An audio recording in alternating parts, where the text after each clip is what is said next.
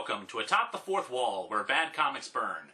I've frequently mentioned how sad it is that sometimes I have to review crappy material from otherwise good creators.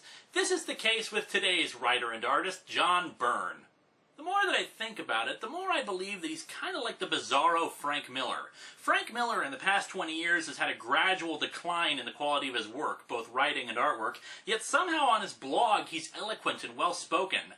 John Byrne, on the other hand, while his work remains good, or at least decent and competent, has a bit of a reputation on the internet for being a jackass. Mind you, this is all secondhand from people who have either spoken with him on his site and forums, interacted with him outside the interwebs, or from quotes I found on Wikipedia, so I can't be certain what's true and what's not, but hey, if I don't bring it up, someone else will. And since I'm sure this will be the first question people ask me, I don't really have an opinion on John Byrne. I like his artwork, and I like some, though not all, of his writing. If the quotes and anecdotes about him are true, I have to roll my eyes and be annoyed and disgusted, but all I've got to go on really is his work. And hoo boy, do I have one of his more notorious works today. Let's dig into Action Comics number 592.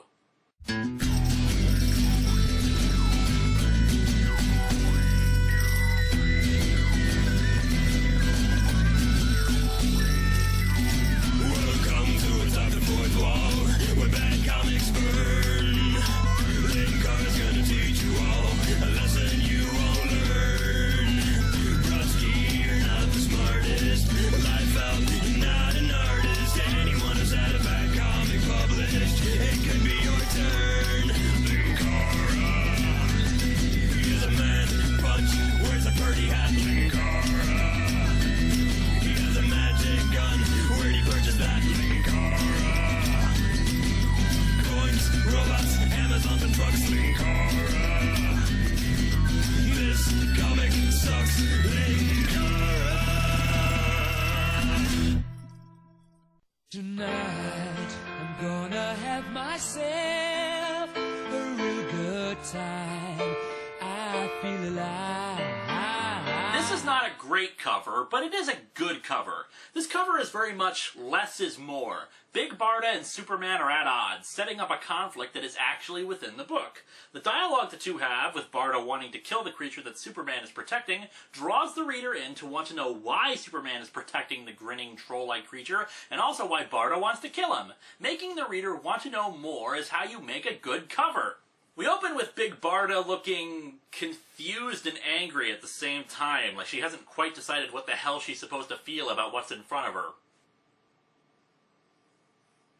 It was a simple enough mistake. The kind of mistake almost anyone could have made. What do you mean Chick-fil-A isn't open on Sundays? A right turn instead of a left. Oh, good one, Barda. Now David Tennant is dead and the stars are going out. We now get a two-page spread of where it is she's turned into, which appears to be Metropolis's red light district. What manner of place is this? I'd hoped to have seen the last of such hellholes when I departed from Apocalypse. I'm sorry, but I have a hard time believing that in a world where Granny Goodness brainwashes millions into thinking that love is pain and that torture is the ultimate expression of affection, that some back alley with prostitutes and bums is comparable.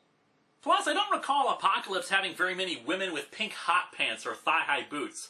Now here's a real question for you. Why are they all staring at her? She hasn't said or done anything. By the way, the implication of the opening narration is that she took a wrong turn. If that's the case, why isn't she just turning around and leaving? Or, if she's truly horrified that something on Earth resembles Apocalypse, why isn't she just examining it from where she stands? Why does she walk directly into it? A pimp comes up to her. Hey, Big Mama. Oh man, dude, you're gonna be wearing those sunglasses on your pancreas in a minute. Who's your old man, sweet cakes? Whoever he is, he ain't paying you enough. You come work for the fancy man, babes. I'll make you rich. Ah, yes, the profitable life of a street hooker. By the way, I don't know who gave you that nickname, Fancy Man, but ridiculous 80s sunglasses, a massive trench coat, and a purple suit do not make me think fancy. Naturally, such a well-spoken proposition makes Big Barda fling the guy into some trash cans with just a sweep of her arm. And while Barda is berating the guy, some random thief runs up and grabs her purse right off her arm. The hell? Okay, this guy is simultaneously the best and worst purse snatcher ever. First of all, Big Barda has enhanced strength, and sure, she isn't as fast as the Flash or something, but she's got to have heightened reflexes, especially having grown up on Apocalypse. How the hell does a guy just snatch the purse like that? I mean, we're all looking at the same image here, right?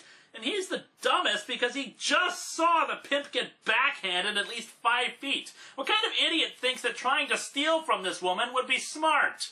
Naturally, Barda goes chasing after him, especially since her bag also contains her weapon, the Mega Rod.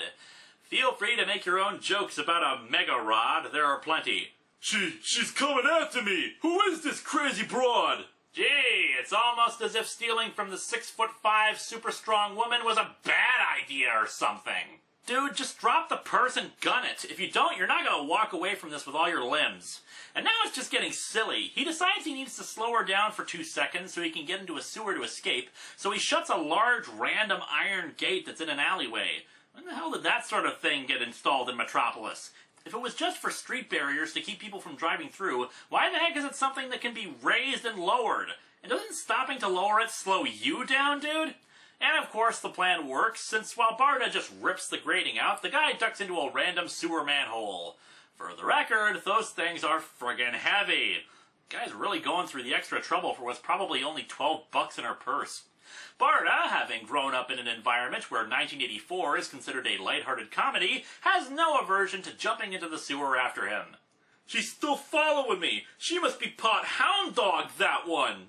And given what your face looks like, I'm betting you're part cream cheese. All of a sudden, a tentacle comes down and grabs the guy. Hey, more credit. This one took 7 pages to become tentacle hentai when Elite Force only took 4. No, this squid creature works for Sleaze, the villain of our happy piece. Sleaze is like Yoda's perverted uncle. Aside from this story, one of the only other times this character appears is in Countdown. So you know this has gotta be awesome! Dear God, somebody kill me now. Sleaze inspects the purse and finds Barda's Mega Rod in it. Ooh, it even has 3 settings. He stole this from a native of Apocalypse, perhaps someone who is still close by, as close as the hour of my vengeance. And yes, I do like to monologue to my pink squid, don't you? Barda makes her way through the sewer, but is almost hit by a blast from the Mega Rod. She activates her body armor. With my body armor activated, I am nearly invulnerable! Unless, of course, someone aims for your face, but who would do that? It's not like the face contains anything valuable behind it or something.